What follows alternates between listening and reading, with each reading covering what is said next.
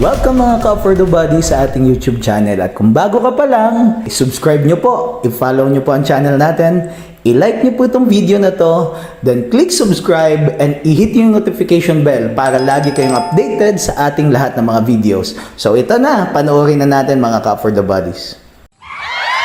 Yes, hello, good morning mga ka-For The Bodies. What a beautiful and wonderful day. Kumusta po kayo mga ka-For The Bodies? So andito po tayo ngayon sa isang property na napakaganda po talaga.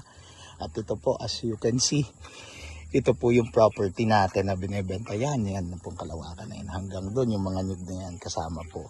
At napakaganda po talaga kasi ito po yung property na nakita ko na halos lahat nasa kanya na. Ano po yun? Small cut, unang-una sa mga naghahanap po ng manageable farm. Ito, nandiyan po sa video description, ilalagay po natin. And also, tabing kalsada. Ayan po, kita nyo yung kalsada. Boundary niya po hanggang doon pa po sa unahan. Ano po? Andun pa po. Then, ang kalsada po ay estimated po ito along the road ay nasa 120 to 150 meters. Ang distance po niya. Ano po, along the road, yung ano po niya, yung road frontage po niya ay nasa 120 meters. Tapos, from National Highway naman po, Maharlika Highway, ito po ay almost 2 minutes drive lamang po. Napakalapit at higit sa lahat, napakamura. So ayan, lahat po ng makikita nyong palayan, kasama yan, ang ganda. Hindi po ito napabayaan mga ka-For The Bodies. So totoo lang, alagang-alaga itong farm na to. At isa ito sa mga pinakamagaganda kong listings ngayon. At marami po dito nag-aabang, alam ko po. At marami pong magkakagusto po nito. Kanina pinalipadan na po natin ng drone. Ang ganda talaga. So grabe. Ano po, nalagaan yung farm. Ayan, ang daming nyug po niyan. Sama po yan. Ano po, talagang nasa tamang distansya ang nyug. Ano po, yung bahay na yun kasama po yun. So, diretso po tayo dito. Magandang diretso. So, opo, ayan, may poste hanggang dyan po, ano. So, kasama po yan.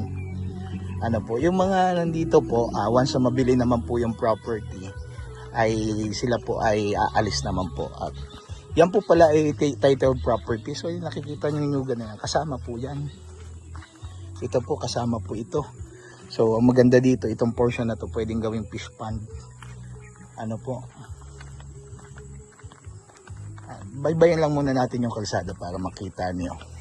Ano po, ganda ng property na to. Jackpot makakabili nito. Sa totoo lang po mga ka-For The Bodies. Kita nyo po yan, pwede pong gawing fish pond po yan. Or tubigan din, pwede din, tanan ng palay. Pero hindi na nila kinultivate kasi tinataniman po nila ng gabi. Ayan, gabi po ang itinatanim po nila dyan. Daming gabi. So hanggang dito po yung boundary ng property. Kasama po yan dyan.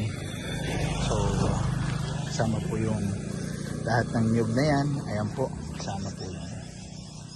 Yan, ito yung hangganan. Tingnan nyo, yung kapitbahay nyo, ang linis ng bakuran. Ano po, so tara, baybayin natin. Napakaganda ng property na to. Jackpot ang makakabili nito.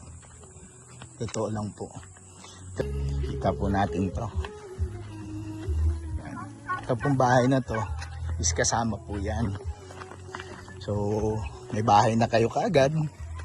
Ito po kasama pa po yan, pero aalis po yun nandyan. Mga kamag-anak naman po yun ng may-ari. Yan po yung taniman nila ng palay. Ganda. Pwede na naalagaan. Tapos ang maganda dito, may kuryente na po siya. Sama na. Okay. So ito po, andito po yung poso nila dito, may kasama poso. Andito po yung mga kamag-anak nila. Kaway-kaway naman ma'am. Yan. Okay, andito yung poso nila. Ayan. Ayan, may water na tayo. So hindi na problema ang tubig. Ano po. Ayan, ganda. Ganda po ng property na to talaga. Nalagaan. Yan po yung palayan. Ang haba eh. Ilang pitak yan ng palayan. Hindi po bababa sa 8 eh. 8 kahon. Ito yung likod. Ito yung likod nila. Hindi na, malinis eh. Oh. Malinis na malinis po yung likod. Ba? Probinsyang probinsya. May mga mangga, may langka, may kakao, puno ng kakao. Dami pong pa. May... Oh, ano po ito? Guyabano? Uy, guyabano. Ito po, may guyabano. Ano po? May lukban, may pili. Ito pong likod, pili. Oh, dami ano. Ito po guyabano. Ano pa po yung mga doon? Nandun po, mga puno doon, oh. Ito, lukban. Halos lahat nandito na po. Oh. Ito po yung literal na bahay kubo kahit munti. Kompleto. Ayan. Asan po yung mulberry nyo, nanay? Mulberry. May mulberry.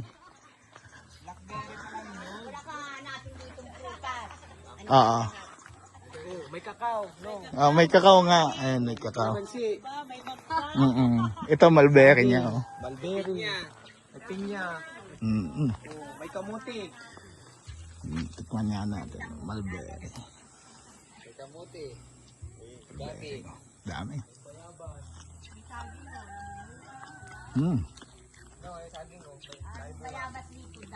May parking area. Damo na po ang bayabas, ano? Tapos may parking area na. Parking area. Sayaw, ginagawa po yata itong sayawan dito. Siya? Pag may okasyon po. Daming ano, prutas ano. Anong mangga po yan? Indian mango? Saging.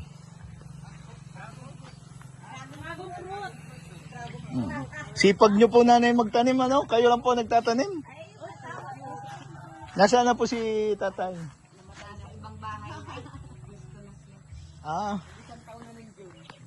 Nag-isang taon na po. Ganda. So ayan mga Cup for the Buddies. Nasaan? Rambutan?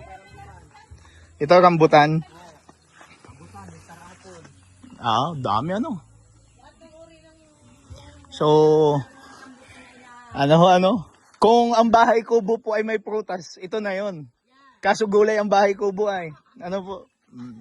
May liputi. Yan, so tingnan natin mga Cup for the Buddies yung video po natin. Ng ating drone shot. Check po natin. Yan mga Cup for the Buddies, nagpalipad po tayo dun mismo po sa bahay.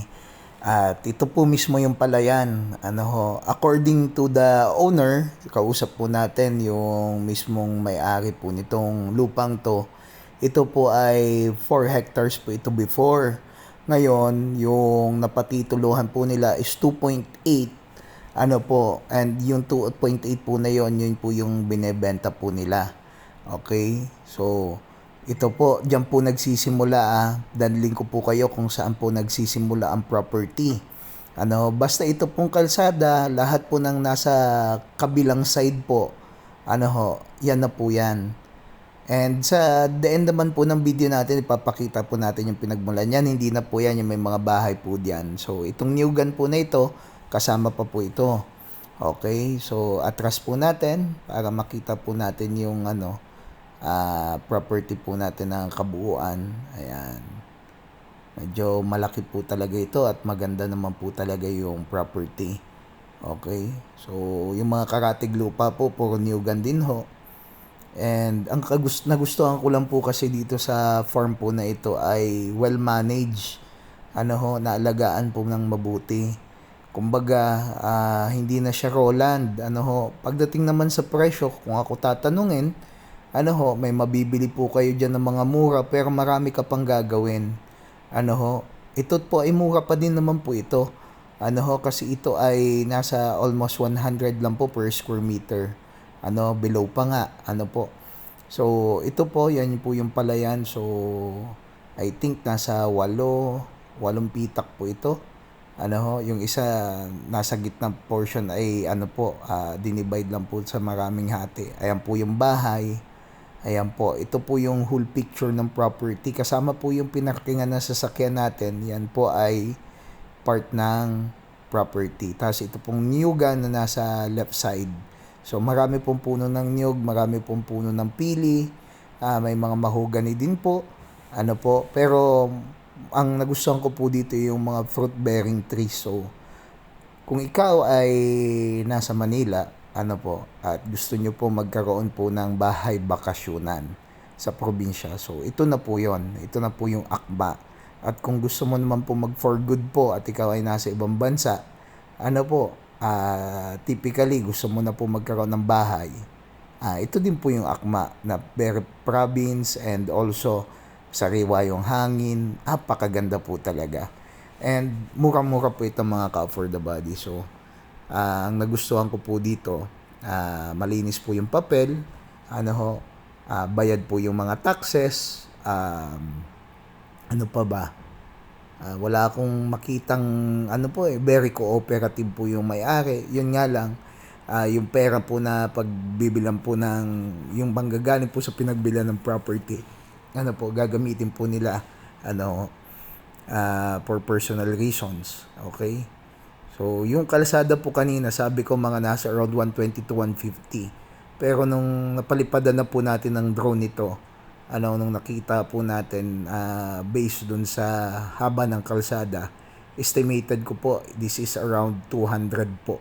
200 plus pa nga po meters. Yung road frontage po niya. So, ganyan kaganda po ito pong property po natin na ito na i-featured po natin ngayon at hinabaan ko po yung video po natin para mas ma-discuss po natin properly yung details niyang property. Ayan, so yan po yung palayan. Nandito na tayo sa kalsada. So tuturo po natin yung hangganan. Okay? Hanggang saan ang hangganan? Okay, estimated ko po kanina nasa 150 meters po yung frontage po niya, pero parang sobra pa. Okay, so ito po, kasama pa po ito. Yan, lahat ng nakikita nyo po dito sa left side, kasama po yan. Tsaka may linya na ng kuryente, so hindi na problema yan. Last na pinakamalaking po. Ito. So hanggang dito po ang hangganan. Ayan po yung hangganan, yung puno na yan. Okay. So ito po, hindi na po yan kasakop yung bahay na yan dyan. So ayan mga ka for the bodies din. Drive po tayo papunta sa labas. Okay, para makita po.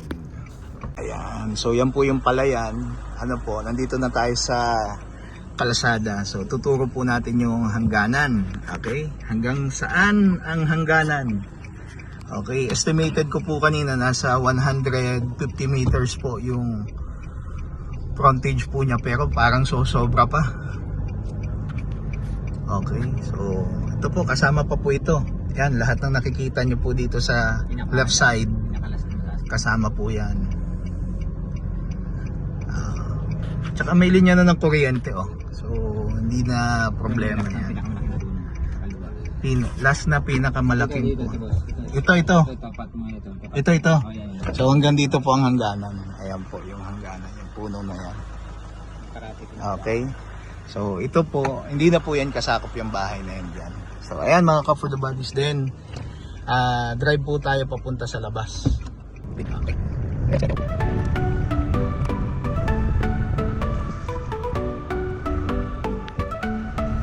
Mura at kalidad na serbisyo ang aming hatid sa inyo. Pamilya, trabaho o negosyo, aliman ay pwede dito.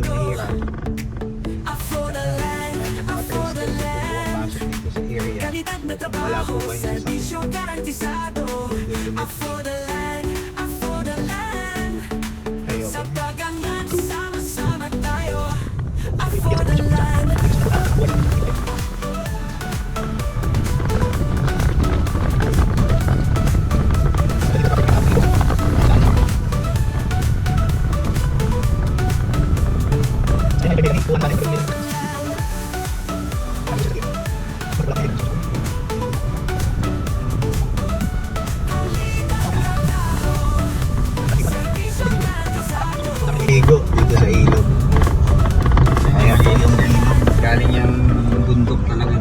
yung bundok ano. May pakita niya yung bundok, sir. Ayan, yung bundok na yan. Diyan galing tong ilog. So may malapit po na ilog dito sa property. Ayan. Ano?